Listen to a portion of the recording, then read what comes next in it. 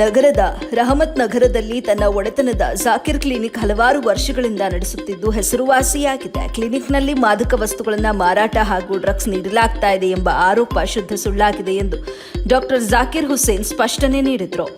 ನಗರದ ಪತ್ರಕರ್ತರ ಭವನದಲ್ಲಿ ಗುರುವಾರ ಸುದ್ದಿಗೋಷ್ಠಿ ನಡೆಸಿ ಮಾತನಾಡಿದ ಅವರು, ಮೊಹಮ್ಮದ್ ಶಾಹಿದ್ ಪಾಷಾ ಎಂಬ ವ್ಯಕ್ತಿ ನಮ್ಮ ಕ್ಲಿನಿಕ್ ಮೇಲೆ ಇಲ್ಲಸಲ್ಲದ ಆರೋಪ ಮಾಡಿ ನಮ್ಮ ತೇಜೋವಧೆ ಮಾಡಲು ಪ್ರಯತ್ನ ಮಾಡುತ್ತಿದ್ದಾನೆ. ಇದು ಸತ್ಯಕ್ಕೆ ದೂರವಾದ ಮಾತಾಗಿದೆ ಅಂತ ಹೇಳಿದ್ರು. ನಮ್ಮ ಕ್ಲಿನಿಕ್ನಲ್ಲಿ ಹಲವಾರು ವರ್ಷಗಳಿಂದ ಬಡವರಿಗೆ ಸೇವೆ ಸಲ್ಲಿಸಿ ಕಾಯಿಲೆಗಳು ವಾಸಿ ಮಾಡಲಾಗಿದೆ. ಈ ಸುತ್ತಮುತ್ತಲಿರುವವರಿಗೆ ನಮ್ಮ ಕ್ಲಿನಿಕ್ ಬಗ್ಗೆ ತಿಳಿದಿದೆ. ಮೊಹಮ್ಮದ್ ಶಾಹಿದ್ ಪಾಷಾ ಮಗನ ಗಲಾಟೆಯಲ್ಲಿ ತೊಡಗಿದ್ದಾಗ ನನ್ನ ಮಗ ಹೋಗಿ ಬುದ್ಧಿ ಹೇಳಿದ್ದಕ್ಕೆ ಕೋಪಗೊಂಡ ಮೊಹಮ್ಮದ್ ನಮ್ಮ ಕ್ಲಿನಿಕ್ ಬಗ್ಗೆ ಸುಳ್ಳು ಆರೋಪಗಳನ್ನ ಮಾಡಿದ್ದಾರೆ ಅಂತ ಆಕ್ರೋಶ ವ್ಯಕ್ತಪಡಿಸಿದ್ರು. ನಮ್ಮ ಕ್ಲಿನಿಕ್ ಬಳಿ ಬಂದು ನನ್ನ ಮಗನನ್ನ ಹೊಡೆದು ಅವಾಚ್ಯ ಶಬ್ದಗಳಿಂದ ನಿಂದಿಸಿದ್ರು. ನಾವು ಅವರ ಮೇಲೆ ದೂರು ನೀಡಲು ಹೋದ್ರೆ ರಾಜಕೀಯ ಒತ್ತಡಕ್ಕೆ ಗಲ್ಪೇಟೆ ಪೊಲೀಸ್ ಠಾಣೆಯಲ್ಲಿ ದೂರು ದಾಖಲಿಸ್ತಾ ಇಲ್ಲ ಅಂತಲೂ ಕೂಡ ಆರೋಪ ಮಾಡಿದ್ರು. ನಮ್ಮ ಕ್ಲಿನಿಕ್ ಮೇಲೆ ಅವರು ಮಾಡಿರುವ ಪ್ರತಿಯೊಂದು ಸುಳ್ಳಿನ ಕಥೆಯಾಗಿದೆ, ಸತ್ಯಕ್ಕೆ ದೂರವಾದುದು. ನಮ್ಮ ಮೇಲೆ ಹಲ್ಲೆ ಮಾಡಿರುವುದಕ್ಕೆ ಸಾಕ್ಷಿಗಳು ಇದ್ದು ಹಲ್ಲೆಗೆ ಒಳಗಾದ ನಮ್ಮ ದೂರು ದಾಖಲಿಸಿಕೊಳ್ಳದೆ ನಮ್ಮ ವಿರುದ್ಧವೇ ಎಫ್ಐಆರ್ ದಾಖಲಿಸಿದ್ದು ನಾವು ಕಾನೂನು ಹೋರಾಟ ಮಾಡ್ತೇವೆ ಹಾಗೂ ಅವರ ಮೇಲೆ ಮಾನನಷ್ಟ ಮೊಕದ್ದಮೆ ಹೂಡುತ್ತೇವೆ ಅಂತ ತಿಳಿಸಿದ್ರು. ಅವನು ಹೇಳಿದ ನಮ್ಮ ಅಪ್ಪ ಬರ್ತಾರೆ ನೋಡ್ಕೊಂತ ನನ್ನ ಹತ್ರ ವಿಡಿಯೋ ಎವಿಡೆನ್ಸ್ ಇದೆ ನನ್ನ ಫೋನಲ್ಲಿ. ನಾನು ವಿಡಿಯೋ ಹಿಡಿಯೋಕ್ಕೆ ಶುರು ಮಾಡಿದೆ. ಆದ ತಕ್ಷಣವೇ ಮೊಹಮ್ಮದ್ ಶಾಹಿದ್ ಅವರು ನನ್ನ ಫೋನನ್ನು ಸ್ನ್ಯಾಚ್ ಮಾಡಿ ನನಗೆ ಹೊಡೆದಿದ್ದಾರೆ. ಅದಕ್ಕೆ ಎವಿಡೆನ್ಸ್ ನನ್ನ ಹತ್ರ ಇದೆ. ಇದು ನನ್ನ ಅವತ್ತು ಹಾಕಿರೋ ಶರ್ಟ್ ಸರ್. ನೋಡಿ ಈ ಶರ್ಟ್ ಹೆಂಗೆ ಅರ್ಥವಾಗಿದೆ ಹೇಳ್ರಿ. ಇದು ನನ್ನ ಬನಿಯಾನ್ ಮೇಲೆ ನನ್ನ ರಕ್ತ ಇದೆ. ನನ್ನ ನೋಸ್ಗೆ ಹೊಡೆದು ಬ್ಲೀಡ್ ಆಗಿದೆ. ನಾನು ನಮ್ಮ ಅಪ್ಪಗೆ ತಕ್ಷಣವೇ ಅವಾಗ ಫೋನ್ ಮಾಡ್ತೀನಿ, ಅಪ್ಪ ಈ ಥರ ಗಲಾಟೆ ಆಗಿದೆ ಬರ್ರಿ ಅಂತ. ನಮ್ಮಪ್ಪ ತುರಂತ ಅವಾಗ ಅದೇ ಕ್ಷಣದಲ್ಲಿ ಗಲ್ಪೇಟ್ ಸ್ಟೇಷನ್ಗೆ ಫೋನ್ ಮಾಡ್ತಾರೆ, ಸರ್ ಈ ಥರ ಕ್ಲಿನಿಕ್ ಹತ್ರ ಗಲಾಟೆ ಆಗಿದೆ ಬರ್ರಿ ಅಂತ. ಅಲ್ಲಿ ಇಬ್ಬರು TCಗಳು ಬಂದು ನಮಗೆ ಸ್ಟೇಷನ್ಗೆ ತಗೊಂಡು ಹೋಗ್ತಾರೆ. ನಾನು ಸ್ಟೇಷನ್ಗೆ ಹೋಗಿದ್ದೀನಿ.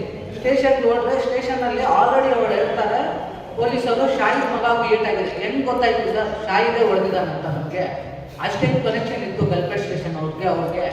ಅವರು ತಕ್ಷಣ MLC ಮಾಡ್ತಾ ಹೋಗಿದ್ದಾರೆ. ನಾನು ಸ್ಟೇಷನ್ಗೆ ಹೋಗಿದ್ದೀನಿ. ಸ್ಟೇಷನಲ್ಲಿ ನನಗೆ ಕೇಳ್ತಾರೆ, ನೀನು MLC ಮಾಡ್ತೀಯಾ ಇಲ್ಲ ಅಂದರೆ ಕಂಪ್ಲೇಂಟ್ ಬರುತ್ತೆ. ನಾನು ಅಂದೆ ಸರ್ ನಾನು ಡಾಕ್ಟ್ರು ನನಗೆ ಏನಾಗಿದೆ ಅವ್ರು ಫಸ್ಟ್ ಹಿಡಿದೆ. ಅವರೆಲ್ಲ ಅದೆಲ್ಲ ನೀನು ಹೇಳೋಕ್ಕಾಗಲ್ಲ, ಫಸ್ಟು ನೀನು ಕಂಪ್ಲೇಂಟ್ ಬರೋದು. ನಾನು ನನ್ನ ಸ್ವತಃ ಕೈಯಲ್ಲಿ ಕಂಪ್ಲೇಂಟ್ ಬರೆದು ಕೊಟ್ಟಿದ್ದೀನಿ 3ನೇ ತಾರೀಕಿಗೆ.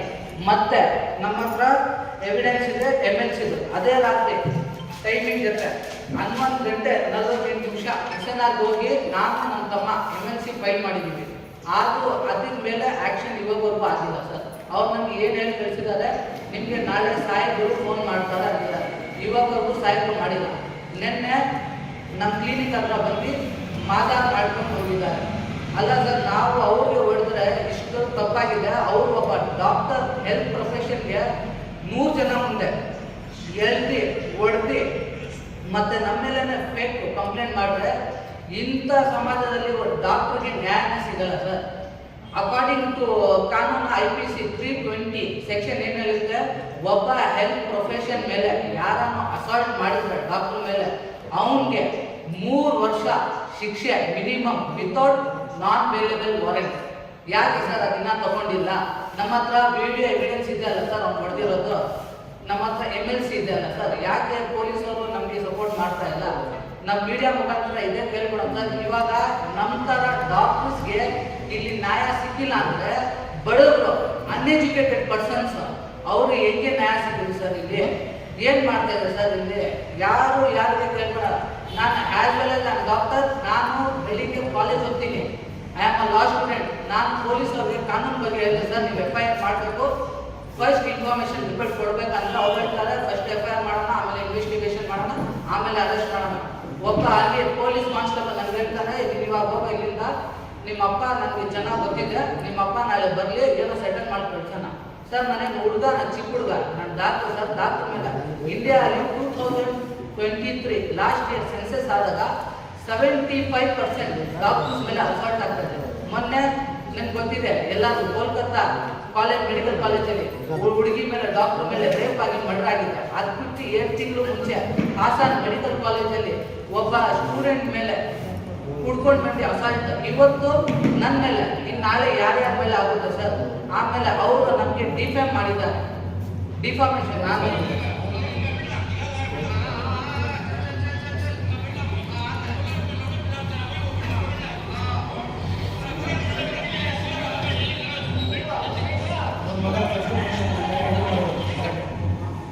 ಆಯುಷ್ ಹಾಸ್ಪಿಟ್ಲಿಗೆ ಬಂದಿದ್ದು ಏನು ಕಾರಣಕ್ಕೆ ಅವ್ರು ಬಂದಿದ್ದು? ಸರ್ ಅವ್ನು ಏನು ಕಾರಣಕ್ಕೆ ಬಂದಿದ್ದಂದ್ರೆ ಅವನ್ನ ಅಲ್ಲಿ ಬಂದ ಮೋಸ್ಟ್ಲಿ ಆ ಟ್ಯಾಬ್ಲೆಟ್ಸ್ ಏನೋ ಹಲ್ಲೆ ಆಯಿತು.